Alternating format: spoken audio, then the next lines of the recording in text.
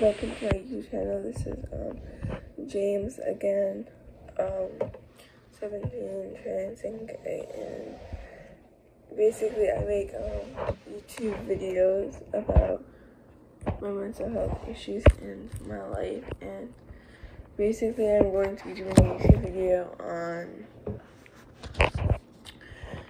what to expect when you go to psychiatric hospital. So basically, like, the first thing you're gonna do is, first you have to get there. You have to get admitted. So basically there are like 3 options where, like, to get there. First one is like not the most common one, but it happens still all the time. Is where like your therapist or your psychiatrist or like another type of doctor will plan to send you there, like on a specific day at a specific time, and then you'll get sent there, or you will like get evaluated at an ER or another, like sometimes like you can get evaluated at a psychiatric hospital, which I have done that before. And basically they say that you need to be there. So like you can either go there and like they'll evaluate you and they'll decide if you need to go, or you could just like, or like they could like you could, like if you're in school, they could like send you to the hospital to get evaluated and they could determine it. So basically you get evaluated, they determine if you need to go there, and then they'll send you, or you can just decide to go to it yourself, and then they will decide if that is an actual like good option for you when you're there. Then once you get there, which in the ER they will pick, a hospital for you to go to, and like they will pick one, but like you can say, oh, I don't want like one far away, I don't want like one in a different state or like in a city or something like that, and then they will pick a hospital like not in a city or like not an hour away. You just might have to wait for a bed to open up. Like if there's a bed in the city and you don't want to go in the city, then you're gonna have to wait in the ER longer for a bed to open up, not in the city. So then they will send you there. You go there. Sorry, I keep forgetting stuff. So in the ER, they'll make you wear a hospital gown. They'll take off your jewelry. It's hospital by hospital, but in the ER for me, they did not allow me to have my phone or a lot of that kind of stuff. And then when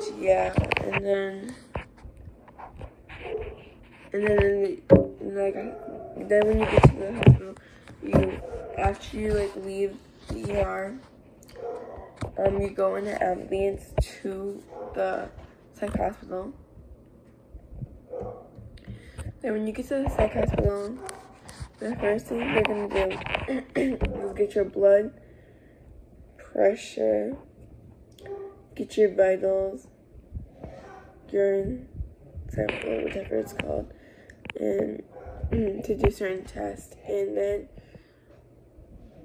they're going to have you sit in the day room, which is like where there's like a TV, a bunch of tables, like right by the nurse's station. And then they're going to have you fill out some papers, not a lot, like maybe like 2 or 3. And then after you fill out those, and then like the papers that they have you fill out right away are like your name, your age, that type of stuff. Then a nurse will come and they will do a safety plan. Most of the time, everyone does a safety plan, It really depends on what you're there for. But, like, if you're there for, like,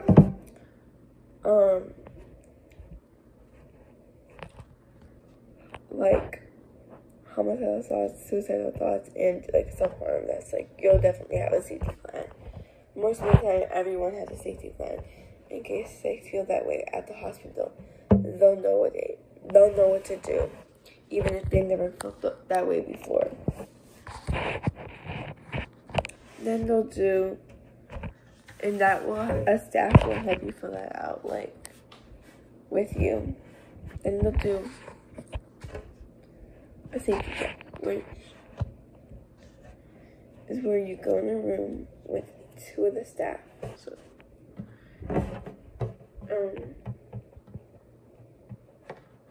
the same if you're, like, female, they'll be female. If they're male, they'll be male, type of thing. And basically, they check your body to make sure you have, like, for example, if you have a scar on your arm, they'll write that down so that they won't think that you got the scar at the hospital, type of thing. And also they'll make sure, like, you're not sneaking anything into the hospital, like sharp items or just contraband type of thing.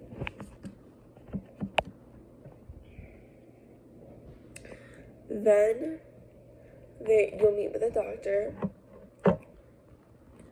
and then you'll meet with a psychiatrist, you'll meet with a therapist, you'll meet with a nurse, you'll meet with staff, all within 24 hours of you being there. Then they'll give you more paperwork, like why you are there, and like ways to cope, kind of.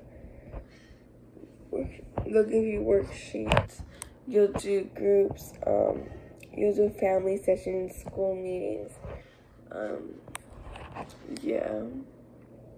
Family session is where your parents or guardians will come to the hospital and it will discuss certain situations and ways that they can help you better in the situation.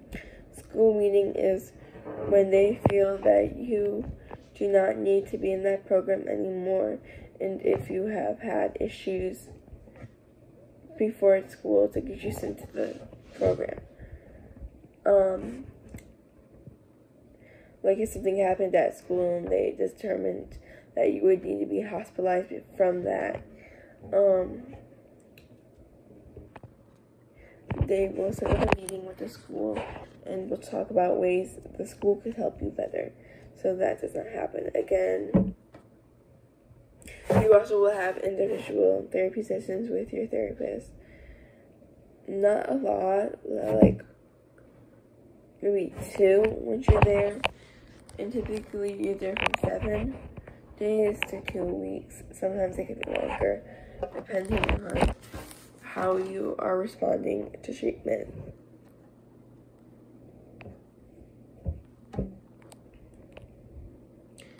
And yeah.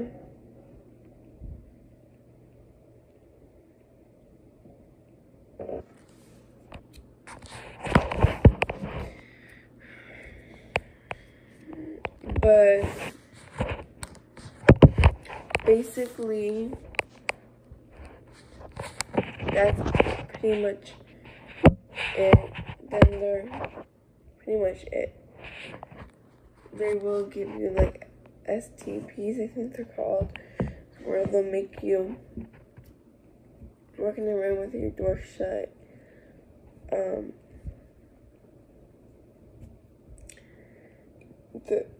There's lay night, which you stay like 30 minutes after like you're supposed to be in bed to do an activity like watch a movie, play a game, type of thing. Instead, so that's good. Otherwise, I really should. But yeah, if you have questions, just let me know.